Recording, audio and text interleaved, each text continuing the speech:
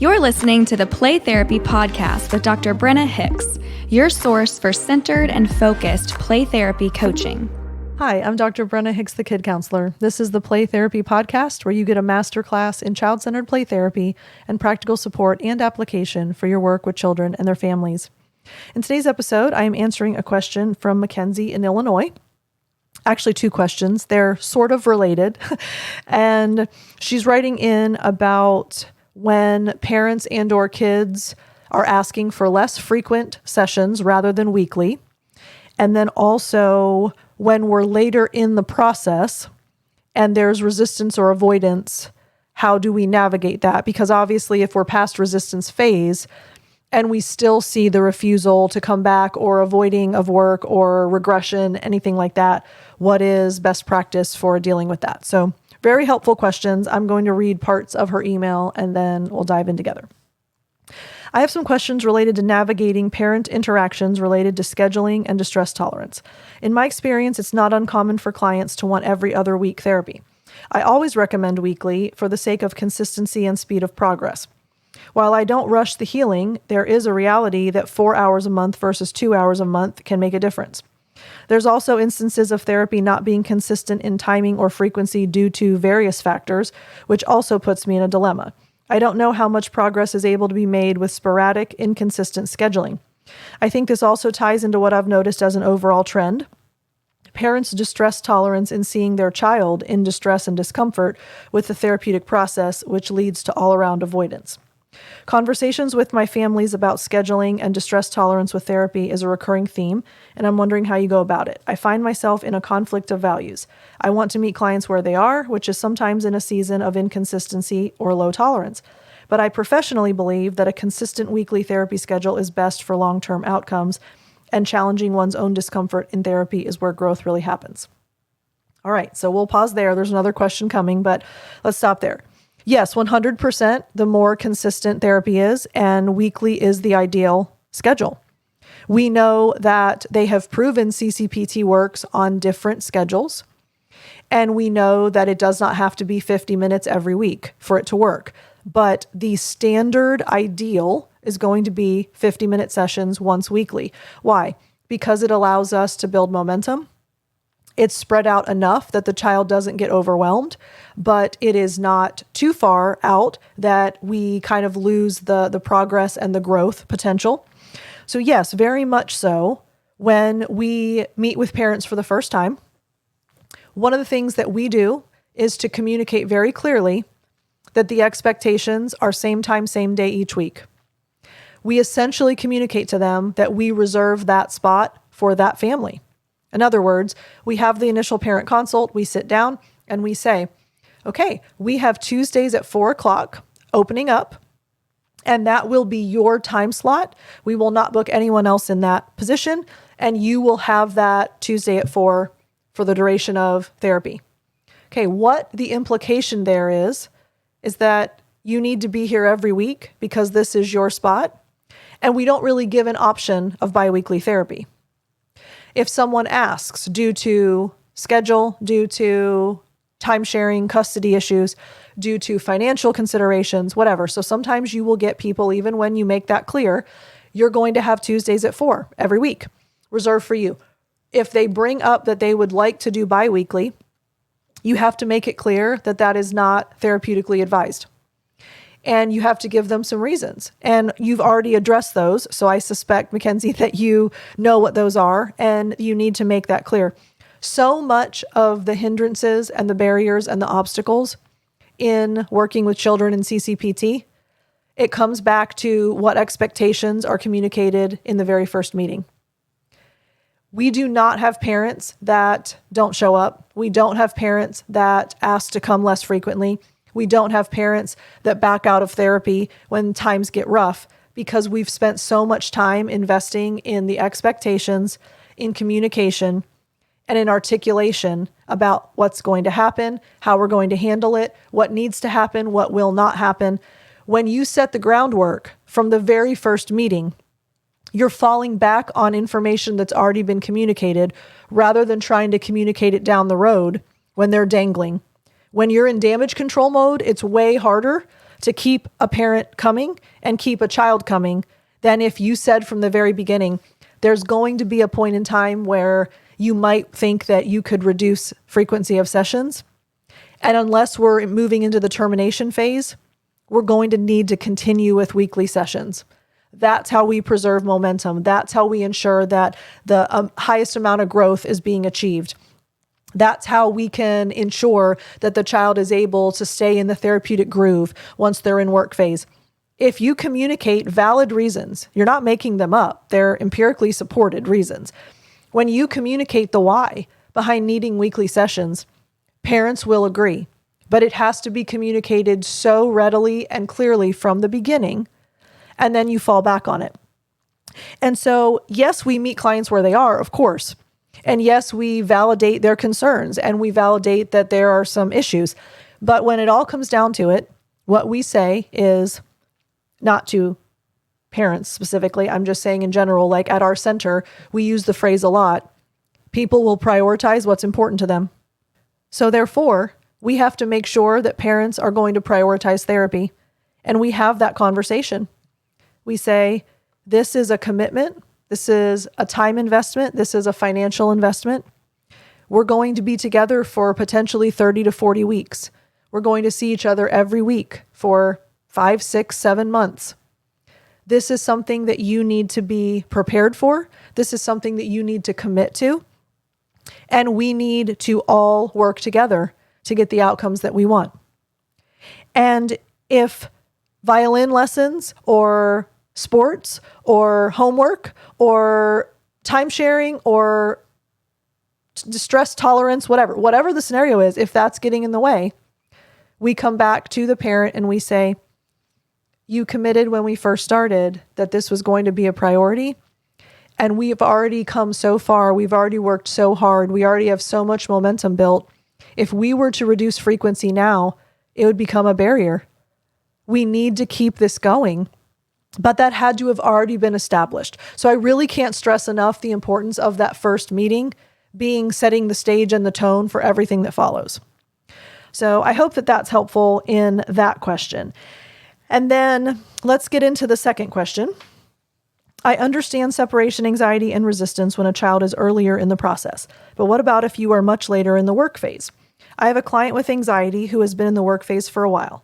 We have a solid rapport, and my intuition tells me that we're nearing the root of their issues and really uncovering and processing through something. They've gone from engaged, laughing, playful, power and control, and excited to a more withdrawn, guarded, anxious, power control. There have been more difficulties with the child wanting to come into the playroom, refusing to play, seeming like they hate me and sessions. Overall, lots of power and control struggles. They often want me to lead the way, them be a baby when entering, and then leaving the room, but flip completely when in session. I don't take it personally because I know it's the process and it has nothing to do with me, but I'm feeling stuck. I can tell we're getting into some really vulnerable territory, and it appears there is a lot of fear facing with it, and thus resistance or regression. But I also notice progress, and parents have reported that while there is more anxiety, there is still progress outside the home as well, which is puzzling. Maybe this is the pendulum swing and the child is trying to find center. I'm not sure. I'm trying to tie together all your concepts. I'm curious to know what this sounds like to you and recommendations to be mindful of or stories you have of similar past experiences. Should I allow for caregivers to be in sessions if it looks like separation anxiety and or shorten sessions? Since we have a rapport and haven't had issues before, I'm not sure if I should go backwards or if that would be appropriate short term when they're struggling to come back. I'm trying to have confidence that my client will work it out, but they are struggling, and internally, so am I. All right, so McKenzie, let's talk about this now. Related a little bit to earlier, but again, this is about making it known from the beginning. You have to prepare parents for resistance. You have to prepare them for when a child refuses to come back. You have to prepare them for when a child says they hate you and they never want to see you again. You have to prepare them for them saying, fine, if you take me, I'm not going to play. I'm just going to sit in the corner and stare at the wall. All of the things that are nothing new under the sun in a CCPT playroom, you have to prepare parents that those are potentials. You have to prepare parents for what might come. And so again, first initial visit, you have to talk about what could happen. And then when it does, they're not caught off guard. They're not shocked. They're not overwhelmed. They're like, oh, right, she said this was going to happen. All right. So that's a big piece of it. And 100% what you're describing is resistance to the work phase. So I've said this a lot in coaching. I don't know that I've talked about it a whole lot on the podcast. So I'm glad we can dive into this. I want to make it real clear that we have phases, right? So we share this with parents. We help them understand there's initiation, then there's resistance, then there's work, then there's termination. That is something they need to know from the very first meeting they have with us. This is what you can expect. This is how this goes. The initiation phase involves this. Resistance phase involves this. Work phase involves this. We're painting the whole picture for them. That's really important. But it is also very important to know that it's not always 1, 2, 3, 4. Kids do not always start with initiation and then necessarily move into resistance. Sometimes they dive straight into work. They go straight to phase 3 and they bypass 1 and 2. But it's like the stages of grief. You cannot bypass a stage. You have to go through it. So eventually, if they go to 3 first, they come back to 1 and 2, not necessarily in that order, but they inevitably go through all 4 phases. It just doesn't always necessarily go in that stair step. Likewise, there is resistance in each phase. So sometimes there is resistance to initiation. They have resistance to building a relationship with you. They have resistance to trusting you. They have resistance to letting their guard down and feeling like you're an ally in the playroom. That is resistance in the initiation phase. Then they hit resistance phase, which obviously there's resistance in resistance, yes, but then they hit work phase. And then sometimes they resist the work that they need to do. This is hard. I've done some work, but man, this other stuff coming up, this is awful. Like, I just don't want to do this. So they hit resistance within their work. Then sometimes there's resistance in termination. I don't think I can do this without you. I don't want to lose this relationship that I have. I don't want to stop coming. I'm scared that I'm going to backpedal and be right back where I started again. So no, thank you. I'm going to show you how upset I am about the idea of wrapping up. So we have resistance as a phase, but we have resistance within the phases. And it's not uncommon for us to be in work and then have an uptick in resistance, which obviously sometimes it is regression, sometimes it's avoidance, sometimes it's resistance, but we are seeing them push back from the work that they need to do. They know what's coming, they know what they have to tackle, and it's scary. So a lot of times they're like, yeah, no thanks, let's tap the brakes and do something else. This is very common. Again, you prepare parents for this. And at the very least, you reassure and normalize what's happening. So that seems very much like what you're describing. And it's just a natural process in work. We just have to get through it. Then when you said it seems like they're getting into really vulnerable territory and there's a lot of fear facing, keep in mind, anxious kids go through the process slower. They go through the phases slower. They go through their work slower. They warm up slower. They hit resistance harder. That's very consistent with highly anxious children. So that's another factor to consider. And the fact that you are noticing progress and parents are noticing progress, that's because this child has been in work for quite a while. And yes, this child is like, yeah, no thanks. I really do not want to do this right now. This is a lot for me to take in. I'd rather just avoid and say, let's do something else instead. But it's reverse Pandora's box. You can't undo the work that's been done. You can't unlearn what you've learned. You can't unknow what you know. So of course there's going to be progress even in the midst of difficulty of work. So they go in tandem. They're kind of on the track at the same time. So we're absolutely making progress and things are improving, but it's very hard. So there's resistance in the midst of all of that. And to answer your final 2 questions, should I allow for caregivers to be in sessions? 100% no. That was a very simple one. And should I shorten sessions? 100% no. Again, very simple. Let's keep in mind there's purpose and intention in the process. So sessions are 50 minutes and they are for being in the playroom the whole time. So we don't shorten sessions. Kids can't earn sessions. They can't lose sessions. So therefore, we're never going to stop early. It's a 50-minute play session. So a 50-minute session is for in the playroom for 50 minutes. We do not ever let parents come back. Why? Because the therapeutic relationship is between you and the child. As soon as you introduce a third party, it changes the dynamic. As soon as you introduce a parent, it's no longer unconditionally accepting. As soon as you introduce a parent, confidentiality is breached. As soon as you introduce a parent, they're not able to be adherent to the model because they don't know the model. And so now there's going to be all kinds of other stuff happening that is undermining the CCPT theoretical approach at all. There's so many other reasons why we don't have parents in the room. So no matter what is going on, we are going to be adherent to the model. Sessions are 50 minutes. It is just for us. And that's always our why. Oh, you'd really like mom to come back, but you know that our playtimes are just for you and me. Oh, you'd really like to be done early, but you know our playtimes are for 50 minutes. We just reassure them and remind them of what they know. They're hitting the wall because of avoidance, resistance, hesitance, difficulty. That's not what they're asking for, is not at the heart of what's going on.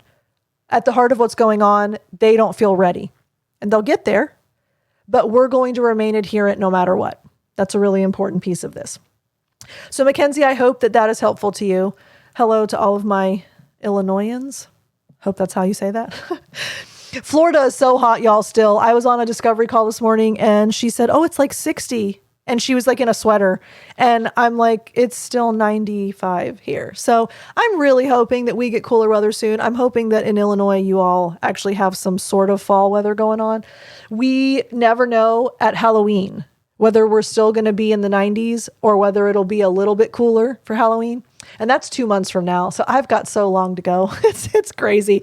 We're working on getting cool around here. It is not even close yet though. So I hope some of you all are enjoying some cooler fall weather. All right. Love y'all. Thanks so much. If you want to reach out to me, please do. Brenna at thekidcounselor.com. We'll talk again soon. Bye. Thank you for listening to the Play Therapy Podcast with Dr. Brenna Hicks. For more episodes and resources, please go to www.playtherapypodcast.com.